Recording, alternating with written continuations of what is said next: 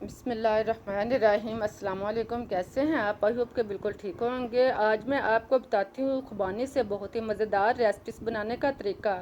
खुबानी मौसम गर्मा का बहुत ही लजीज और मशहूर फल है। इसकी तसीर ठंडी होती है और इसके खाने के बेशुमार फ़ायदे हैं। लोग इसको सदियों से मुख्तलिफ़ तरीक़ों से खाते चले आ रहे हैं। कोई इसको इसी तरह इस्तेमाल करता है, कोई इसका मुरब्बा खाता है और कोई इसकी चटनी और जूस बनाकर इस्तेमाल करना पसंद करता है। क्योंकि गर्मी का मौसम है, इस हिसाब से मैं आपको इसका शरबत बनाने और सेव करने का तरीका बताऊंगी, ताकि आपकी गर्मी की शिद्दत भी कम हो और आपकी सेहत भी बरकरार रखे।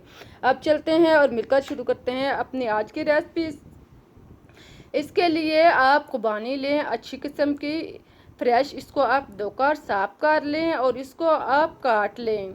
इसे दरमियान से काट कर इसकी गिटलियाँ और बीज जो हैं वो अलग कर लें। खुबानी को आप एक बाउल में डालते जाएं और इसकी गिटलियाँ जो हैं इसको आप एक साइड पर रखते जाएं। खुबानी खाने के क्योंकि बेहद फ़ायदे हैं।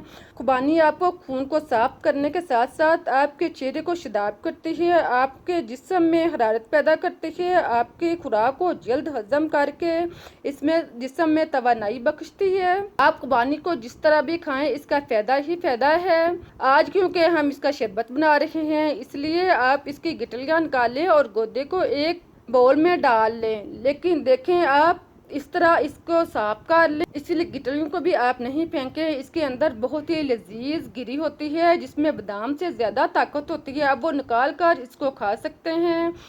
अब आप खुबानी को ग्राइंडर में डालें।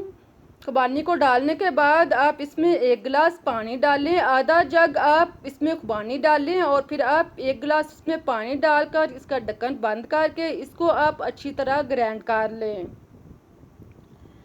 इसको आप 2 से 3 मिनट तक अच्छी तरह ग्राइंड करें, ताकि इसका छिलका और गुद्दा जो है वो अच्छी तरह ग्राइंड हो जाए, अच्छी तरह यकजां हो जाए।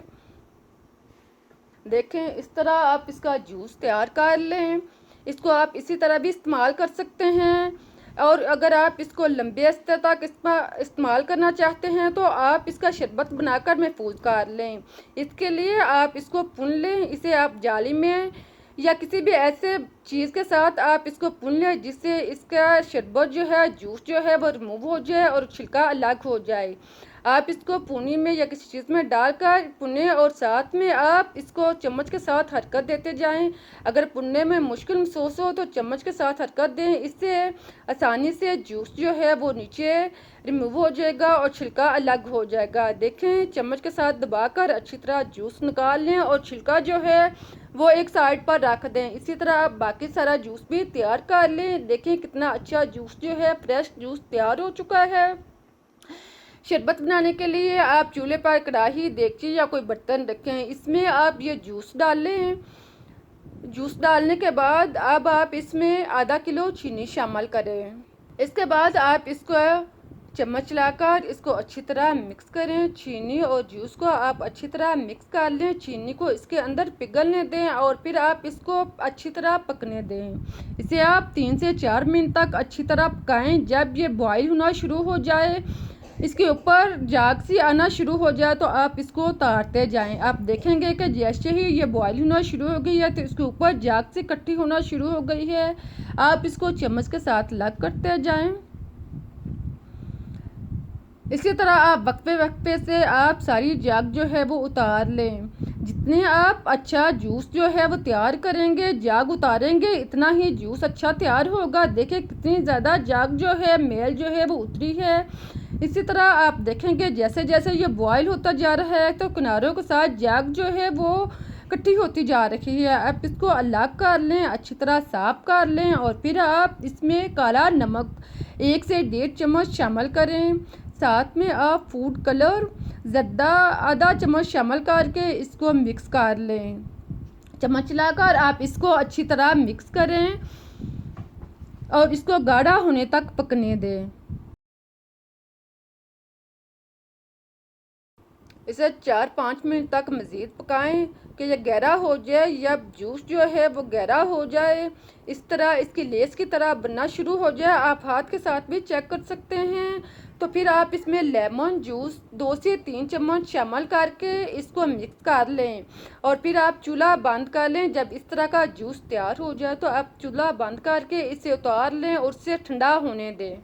मुकम्मल तौर पर ठंडा होने पर आप देखें कितना अच्छा और मज़े का जूस जो है वो तैयार हो चुका है। इसको आप किसी चीज़ या बर्तन में डालकर महफूज भी कर सकते हैं। आप इसको 3 से 4 महीनों के लिए आसानी के साथ इस्तेमाल कर सकते हैं। आप इसे किसी बोतल में इसको आप धोकर अच्छी तरह साफ़ कर लें। बोतल जिसमें आपने जूस महफूज करना है इसको आप धोकर साफ़ कर लें और खुश्क करके इसमें आप जूस डाल लें। फिर आप इसका ढक्कन बंद कर लें। आप जब चाहें, जब आपका मूड हो या आप रोज़ाना इसको इस्तेमाल कर सकते हैं। इसको आप इस्तेमाल किस तरह करना है, आप 1 गिलास तीसरा हिस्सा आप जो जूस डालें और फिर आप 2 से 3 हिस्से पानी शामिल करके आप इसको मिक्स कर लें और साथ में बर्फ़ डालकर आप इसको ड्रिंक कर लें। देखें कुछ मैं जूस आपको तैयार करके दिखाती हूँ। आप बर्तन या बाउल में जूस डाल लें, फिर आप इसमें पानी डालकर इसको मिक्स कर लें और साथ में आप बर्फ़ डालकर इसको अच्छी तरह मिक्स कर लें। अब हमारा बहुत ही मज़ेदार ड्रिंक तैयार हो चुका है। इस तरह से आप ये मीठा मज़ेदार ठंडा जूस बनाएं, सेहत के साथ साथ जायका भी पाएँ। ये आपकी सेहत के लिए बेहद मुफीद है, बहुत लजीज जूस है जो आपको जायका देने के साथ साथ आपके जिस्म को चुस्त चलाच को एक्टिव रखेगा। उम्मीद है कि आप लोगों को मेरी रेसिपी अच्छी लगी होगी। आप इसको बनाएं, बच्चों को दें, मेहमानों को दें, खुद पिएं। मुझे इजाज़त दें। अगर आपको मेरी रेसिपी अच्छी लगी है तो इसे लाइक करें, चैनल को सब्सक्राइब करें ताकि मैं आपके लिए इससे बेहतर और मज़े की रेसिपीज़ आपको टाइम तक पहुंचा सकूं। फिर मिलते हैं एक नए नुस्खे के साथ, नई रेसिपी के साथ। तब तक के लिए अल्लाह हाफिज़।